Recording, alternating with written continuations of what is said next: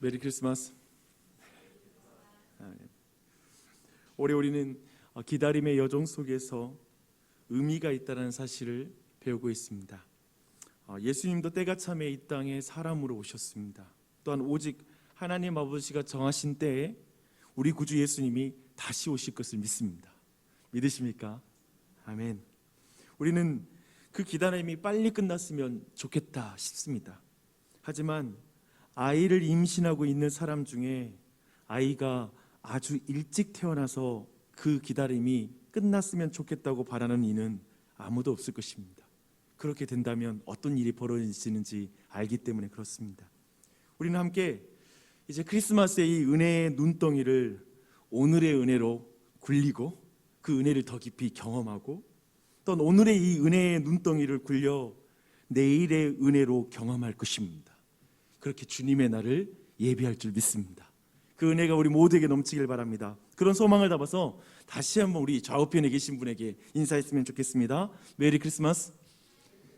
네, 메리 크리스마스. 이제 2021년 크리스마스 모닝 네 번째 선물을 한번 풀어보도록 하겠습니다. 누가는 복음서의 시작을 세례 요한의 출생의 이야기로 시작합니다. 세례 요한은 매우 중요한 인물입니다.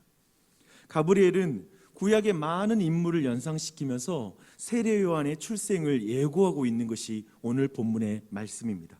특별히 천사 가브리엘은 구약의 많은 인물 중에 이제 한 선지자를 추가하여서 세례 요한을 소개하고 있는데요. 그 선지자는 엘리야 선지자입니다. 세례 요한은 이제 새로운 엘리야가 되어서 주를 위하여 세운 백성을 준비하는 그 사역, 이 사역을 감당하게 될 것이라고 말하고 있습니다. 그런데 구약에 익숙한 사람들은 이 엘리야를 세례 요한과 연결시키는 것을 누가가 구약의 마지막 구절을 인용하여 소개하고 있다는 걸 금방 눈치챌 수가 있습니다. 말라기서 마지막 구절이 이런 말씀이거든요. 내가 선지자 엘리야를 너에게 보내리니 그가 아버지의 마음을 자녀에게로 돌이키게 하고 자녀의 마음을 그들의 아버지에게로 돌이키게 하리라. 오늘 말씀에 나왔던 것이죠. 그렇다면 누가는 신약의 시작인 복음서의 시작을 말라기의 끝, 구약의 끝과 이렇게 연결시키는 사람으로 서 있습니다. 그래서 세례 요한의 위치는 매우 분명합니다. 세례 요한은 과거와 미래 사이에 선 사람입니다. 옛 것과 새로운 것을 연결시키는 사람입니다. 옛 언약의 끝자리에서 이제 새 언약의 주인이신 아기 예수님을 기다리는 사람, 예수님을 기다리는 사람, 그게 바로 세례 요한입니다. 어떤가요? 정말 세례 요한이 장차 어떤 인물이 될지, 어떤 일을 행할지 너무 궁금해지는 그런 상황이죠. 그래서 누가복음 오늘 말씀 1장 66절과 그리고 65절 말씀 보면 당시 유대 산골에 세례 요한의 출생 비담이 전해지자 많은 사람들이 이렇게 말했습니다. 이 아이가 장차 어찌 될꼬, 어떻게 될까? 이렇게 궁금해했습니다. 탄생부터 유대 사회에 굉장히 주목을 받는 인물, 그가 바로 세례 요한입니다. 근데 1장 80절에 보면 이 주목받는 아이의 매우 의외의 그 성장 배경이 나옵니다. 아이가 자라며 심령이 강하여지며 이스라엘에게 나타나는 날까지 빈들에 있느니라. 빈들에서 성장합니다. 그리고 장성한 그는 광야에서 유대 사회의 근간을 흔드는 아주 파격적인 사역을 진행합니다. 그 사역이 뭐냐면요, 죄사함을 받게 하는 회개의 세례를 베푼 것입니다. 이걸 놓치면 안 돼요. 죄사함을 받게 하는 회개의 세례를 베풀었다라고 강조해서 말하고 있습니다.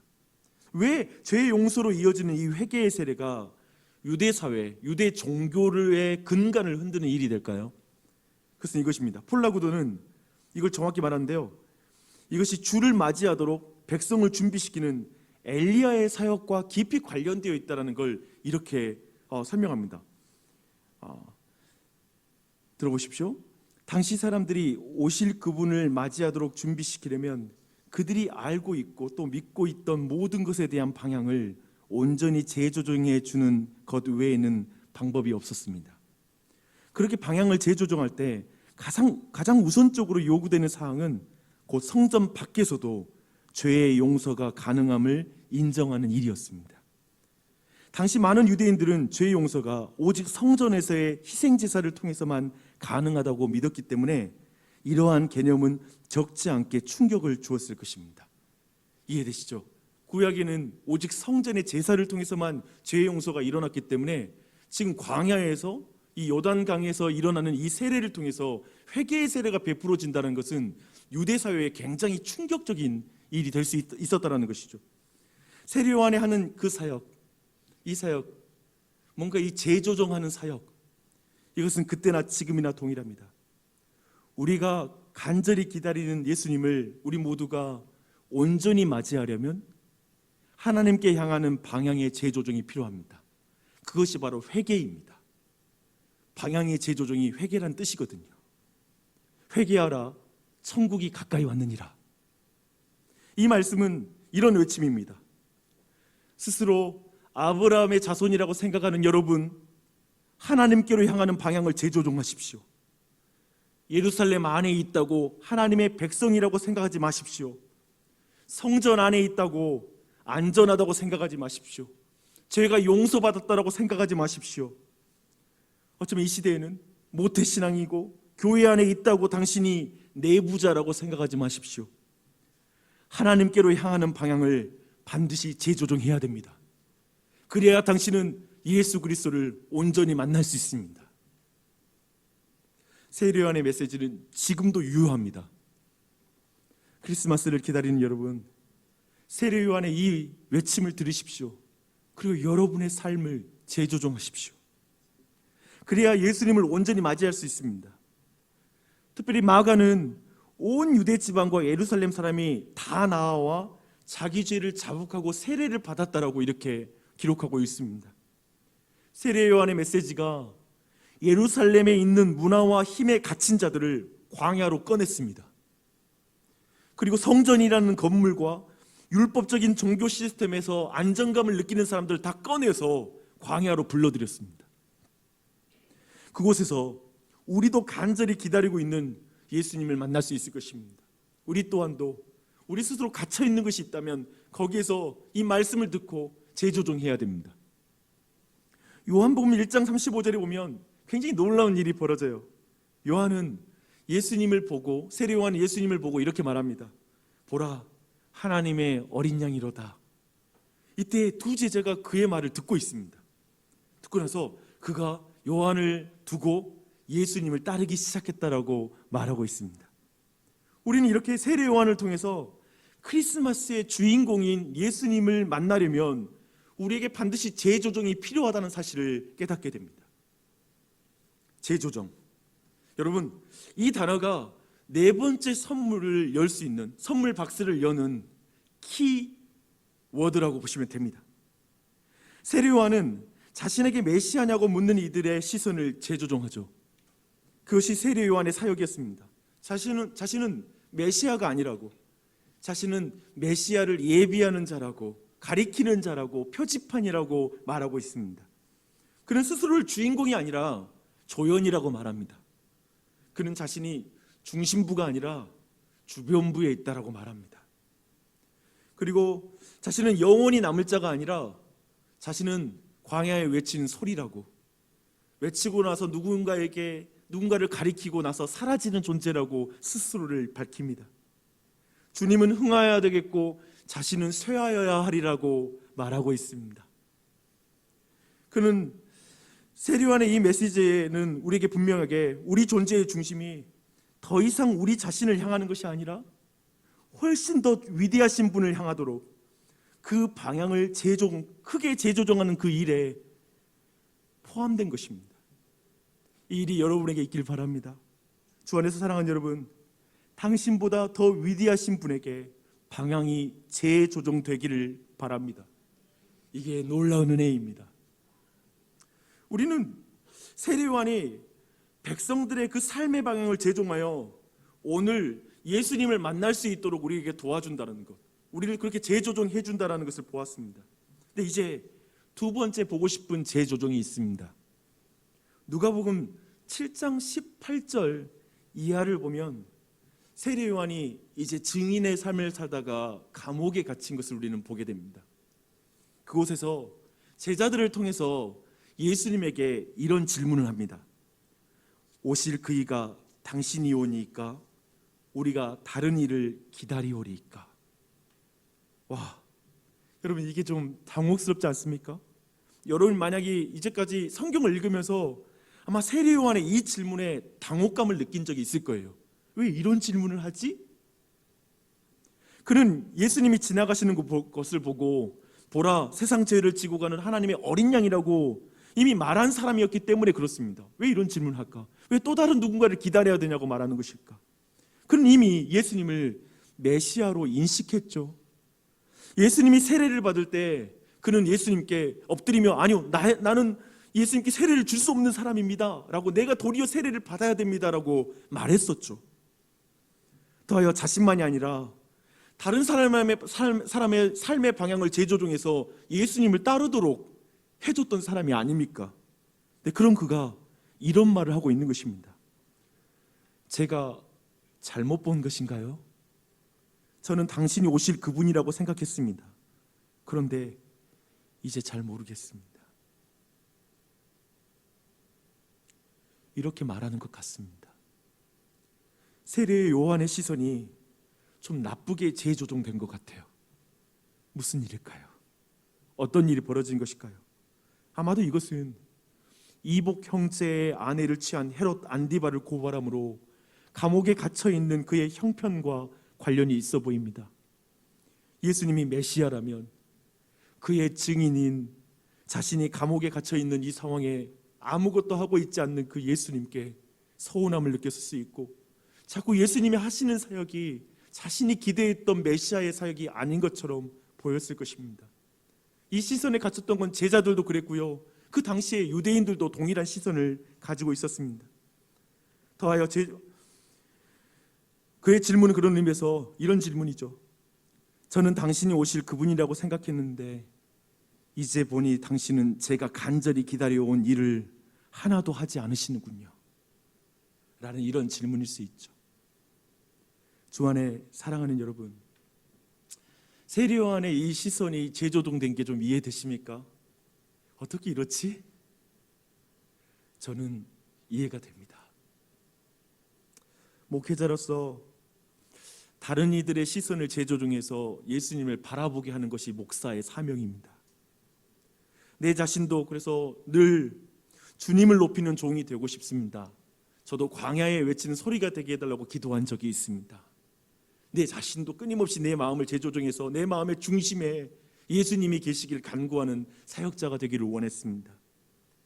그런데 제 삶에 고단한 일이 닥치면, 제 삶의 모든 삶이 내 생각대로 풀리지 않을 때 하나님을 향한 나의 시선이 재조정될 때가 있더라고요. 어느 순간에 하나님이 일하시는 방식에 불평하고 원망할 때가 있었습니다. 그래서 저도 이렇게 말할 때가 있었습니다. 주님, 저는 주님이 저를 위해 죽으신 것을 믿습니다. 하지만 정작 주님은 제가 간절히 원하는 일을 하나도 들어주지 않으시는군요. 왜 지금 저를 이 상황 가운데 내버려 두십니까? 이런 저의 기도가 여러분 이해되십니까? 여러분도 세례 요한처럼 예수님의 증인으로 살고 계시니 저는 여러분도 이해할 수 있는 말이라고 생각합니다. 세례 요한은 분명히 사람들이 예수님을 볼 수 있도록 방향을 조정해주는 증인이었어요. 그러나 그조차도 이해할 수 없는 분을 기다리는 소명 속에서 살았습니다. 이상하게 그 길을 가는데 그분이 너무 이해가 안 될 때가 있다는 거예요. 그조차도 이해할 수 없는 소명을 기다리는 사람. 그래서 이런 질문을 지금 하고 있는 것이죠. 정리하겠습니다. 우리도 세례 요한과 동일한 소명을 받은 사람입니다. 바로 증인의 사명이죠.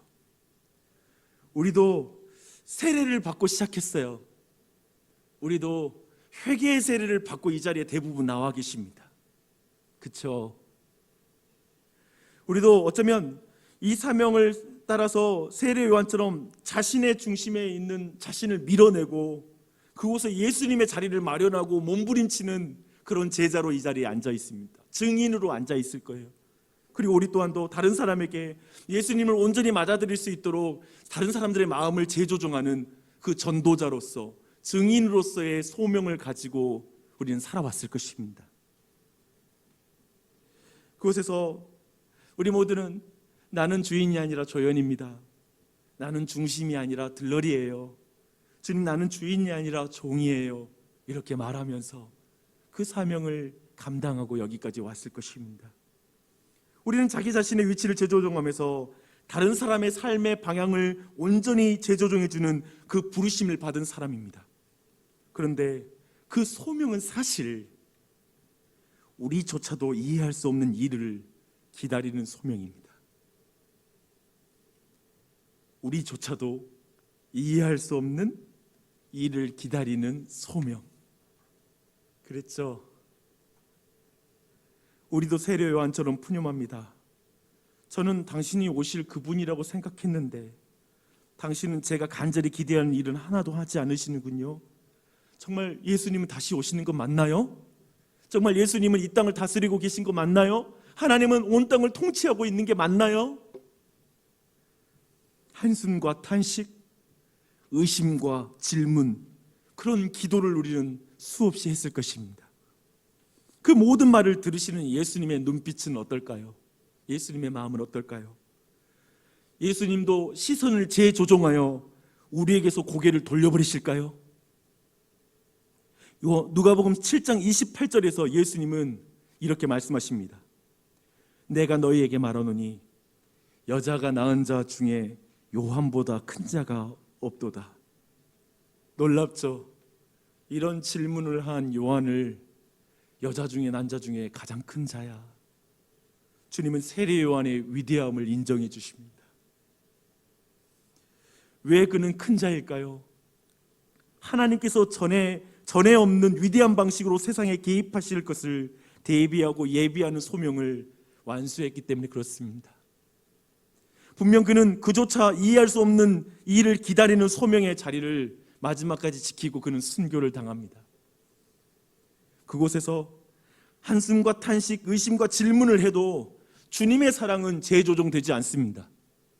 이걸 기억하십시오. 이것이 선물입니다. 주님의 사랑은 재조정되지 않습니다. 그의 증인을 향한 주님의 사랑은 재조정되지 않습니다. 그러니 주 안에 사랑하는 여러분, 세례 요한과 같은 증인의 삶을 사십시오. 사람들에게 예수님의 자리를 마련하기 위해 삶의 중심에 있는 여러분을 밀어내십시오. 그분의 종이 되십시오. 소리가 되십시오. 들러리가 되십시오. 그분을 중심에 모시고 그분을 왕으로 섬기십시오. 그 방향 재조정을 계속 실천하십시오.